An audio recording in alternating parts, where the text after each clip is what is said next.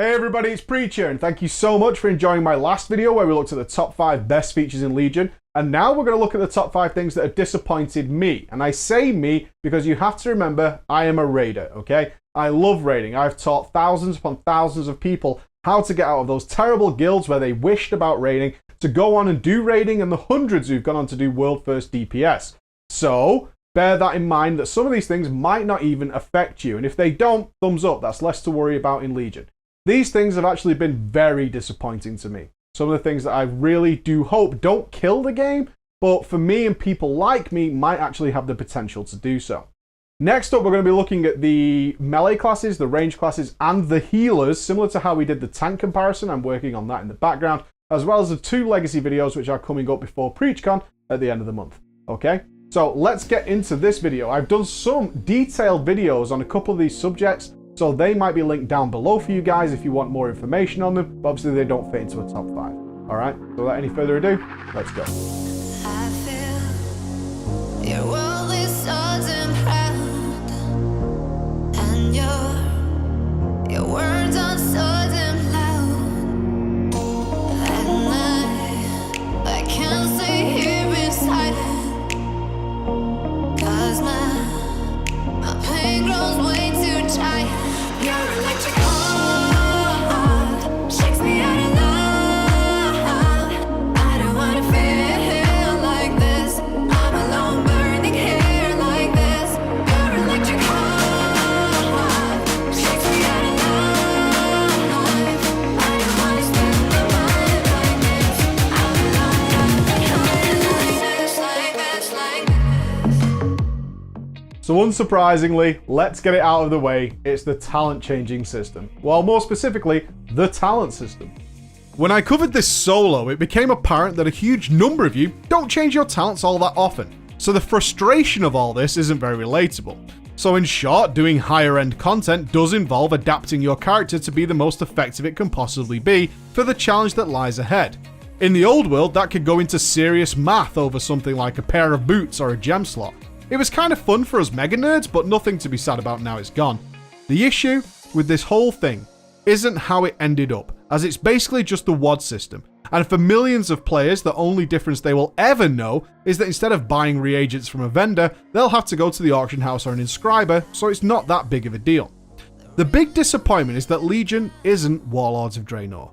The character design, and more importantly, a character's potential, is now hugely skewed based on the talents you choose. For the most part, and I'm not saying everyone here, WOD's aim was to have all talents in a row be pretty close to each other, and that players could choose the talent they preferred without having their results crippled. This meant players wanting to do their best would need a guide or a simulator to work out exactly what would give the best results. In Legion, that system is gone. It's now replaced by extremely obvious talents to choose based on what you're doing. It's a great idea, honestly. Not only does it add lots of variety and it keeps your class fresh and interesting for a much longer period of time, but it allows you to consider and make decisions on the content you are facing to meet its demand in a more prominent way than ever before. Now, the problem, of course, is that the ability to swap talents on the fly with a single click, and none of this confirmation nonsense, is a key part of this design, as players doing content with a higher challenge would be expected to mess around with their talents more regularly than ever before. Also, players who are doing more regular content or more easy content are also expected to change their talents pretty regularly. The reintroduction of reagents just doesn't fit with that design. The thing to remember here isn't that the talent system has changed. It hasn't. I get the impression when I covered this in its own video that those who don't respec a lot in WOD don't really get why it's a problem. I think those guys might have an eye-opening experience when they get into Legion and realize that this is not WOD. You are expected to be respecking.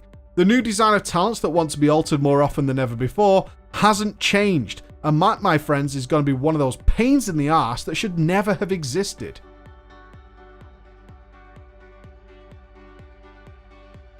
Next up, it's one of the saddest changes I've seen in Legion so far. It's so sad, in fact, that it's made me reconsider what character I'm going to play in Legion. When I first talked about it, many people thought I was exaggerating, but unfortunately, we saw just this week that Blizzard confirmed it in blue that it is actually true. It is, of course, tanking and its simplification. It's a field day for the supporters of the old days, as there's absolutely no denying that the skill required to be a decent tank has been in steady decline since the launch of Wrath of the Lich King. That's just a fact. But it's difficult to understand why the skill ceiling needed to be dropped even further after the resurgence of interest in tanking during Warlords of Draenor. I was utterly dismayed when beginning the tanking test cycle that the role I have adored for nearly a decade just felt strange, unfamiliar, and incorrect. I had aggro, I'm pressing my buttons, I'm causing an action, but the reaction was so nondescript and lukewarm, as if pressing it had little to no consequence at all. Feel is important. Experience grants you the knowledge of the sometimes subtle differences between I'm in danger and I'm safe, and then deciding the appropriate next course of action. With threat being non-existent outside of Mythic Dungeons, it is one of the only involved gameplay mechanics tanks actually had left. Legion has sought to water down that, allowing weaker tanks a more enjoyable experience.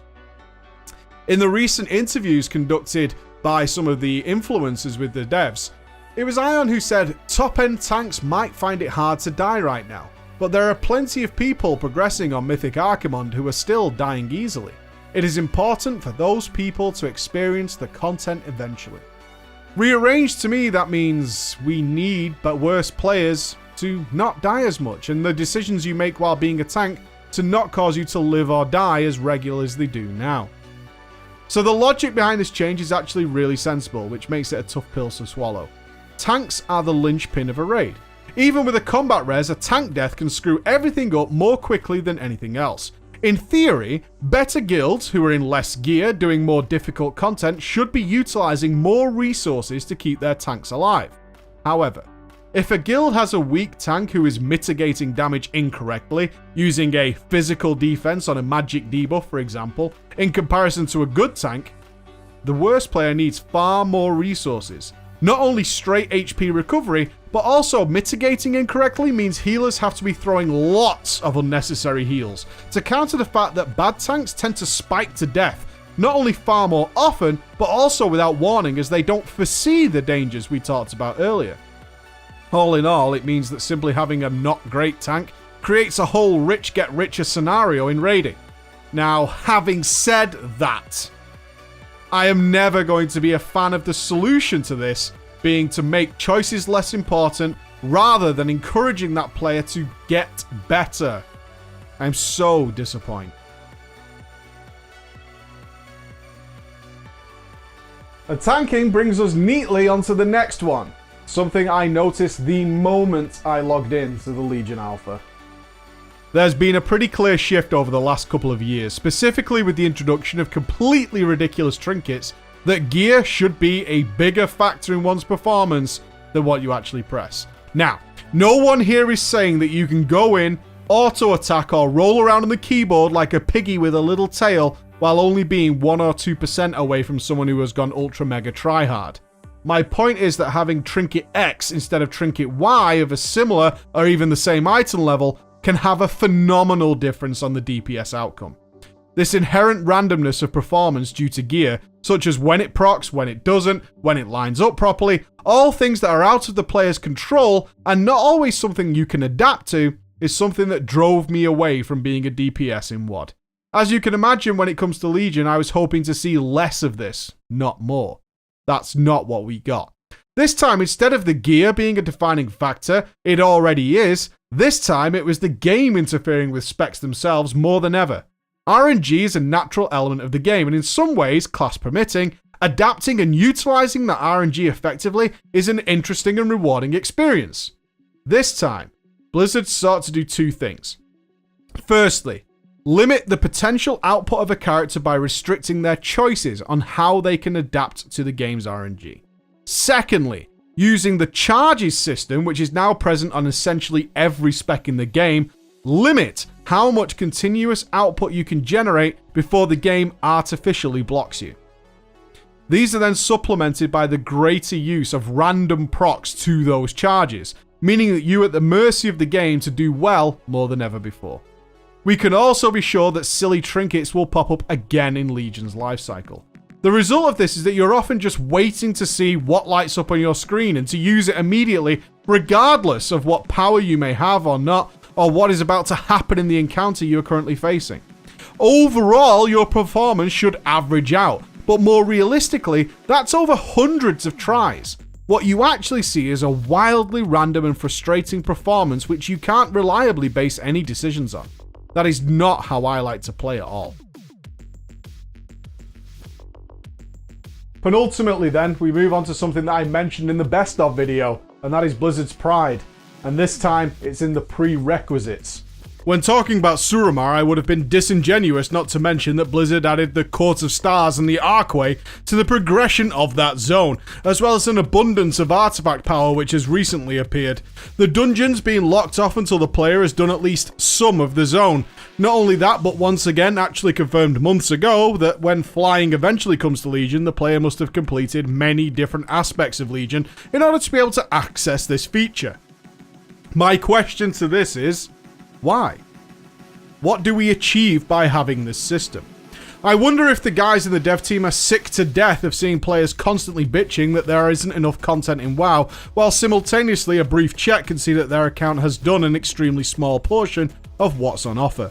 However, I think that's a very obtuse way of looking at it. More realistically, that player is actually saying there isn't enough content that they personally enjoy doing. Disregarding skill levels, we can say that most players will complete the content they enjoy and then ask for more. If someone dislikes pet battles, questing, or PvP, but loves 5-mans, it's not surprising that they would probably ask for more 5-man content. It would be easy to simply say, why don't you try PvP? Why don't you go pet battling, etc, etc. The chances are they have at some point and knew it wasn't for them, or have experienced elsewhere with a similar game element and have no interest in trying it out in World of Warcraft. Now you can take my example here and modify it in millions of different ways and come to the conclusion that there is no possible way of generating enough content to please everyone's different personal tastes.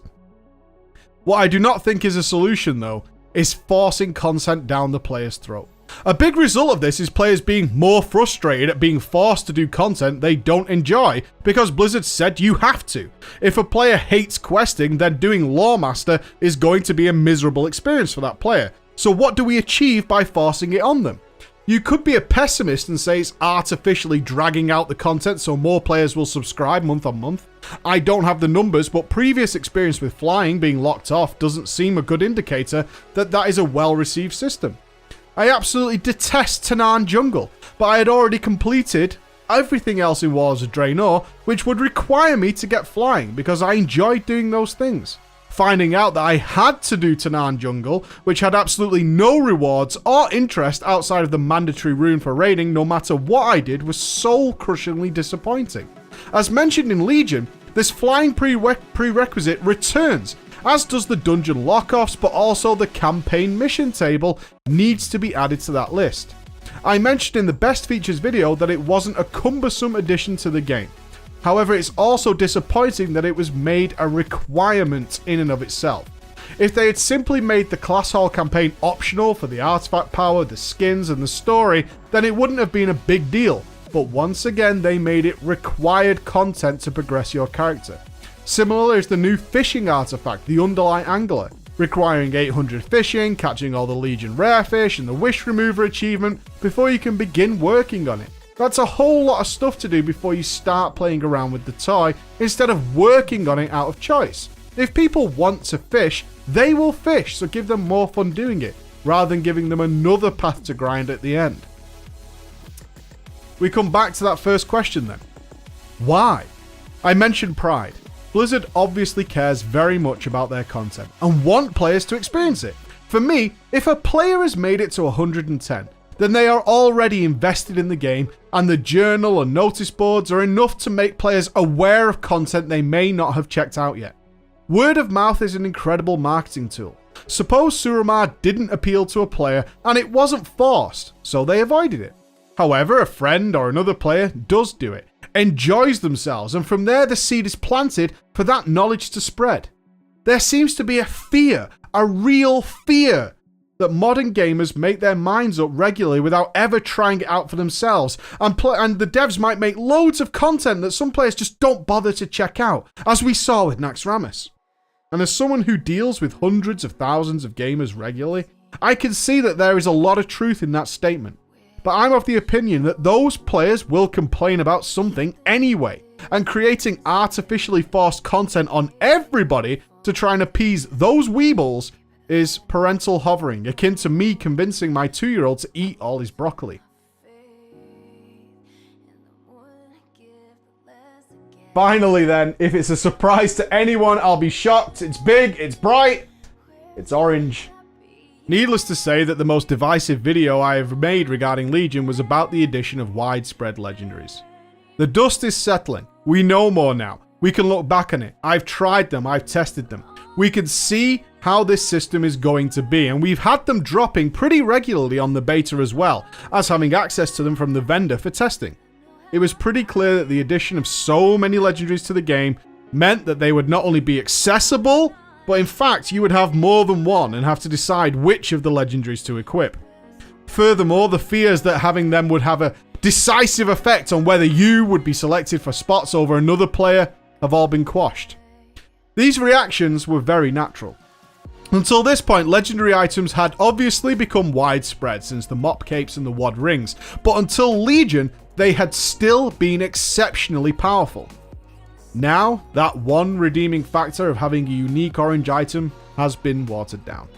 The real disappointment is that the orange quality has fallen to a level many of us hoped it never would.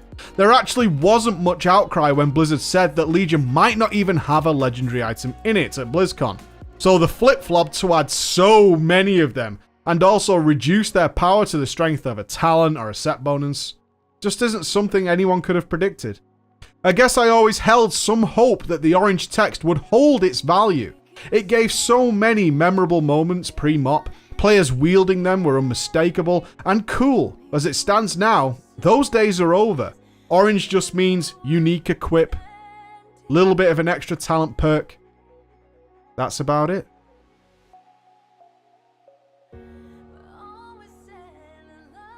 So that's the end of the video. I hope you enjoyed it. As much as it was looking at negatives, I hope you found it quite interesting. I hope you realize that all of these things aren't big deals. I think that's an important thing to take away from this. Having multiple legendaries in your bag that you're going to swap into isn't a big deal. It's just a pair of boots, right? And, you know, the prerequisite system, it's one of those things you're probably going to try out anyway, yeah? We now know the flying thing is a thing early on, so we can work on it at our own pace, even if it's some content we don't enjoy. Having the tomes in our bag to swap talents isn't a big deal. It's just something we'll pick up, shove in there, and think about when they start running low. None of these things are like outrageous cry to the heavens type things, or even something worth, you know, moaning about in a forum for 100+ pages. It's not the case. It's actually all right. If these are the 5 things that have disappointed me the most in Legion, I think we're in for a reasonably good time. So I hope you take that away from this instead of being very upset or I'm not going to order the game or I'm not going to play it, because honestly, it doesn't really matter that much. They're just certainly things that just didn't have to be that way. Having played the talent system without the tomes and stuff, it was great. It was fantastic. It was a lot of fun. Having done Suramar, that was a choice. That was a lot of fun. Doing the Garrison campaign and just wondering what will pop up next, that was a lot of fun. And not being forced to do it, that was also really, really a lot of fun. The tanking thing is certainly the saddest thing. I could have put it at number 1, but I think the diminishing of the legendaries to being just gear that's in your bags, I think that is worse for more people, as much as the tanking personally affects me more than anything else. Okay, so for everyone out there, I hope you have a good day. Look forward to the next video where we're looking at the melee and the ranged DPSs, and then we're going to start the series where we decide which character I'm going to play and why. You guys found that very enjoyable in WoD for my thought process in deciding in a main raiding class, and as we're getting closer to release, let's start on that series now. Alright guys, for everyone else, be good. I'll see you again. Bye bye.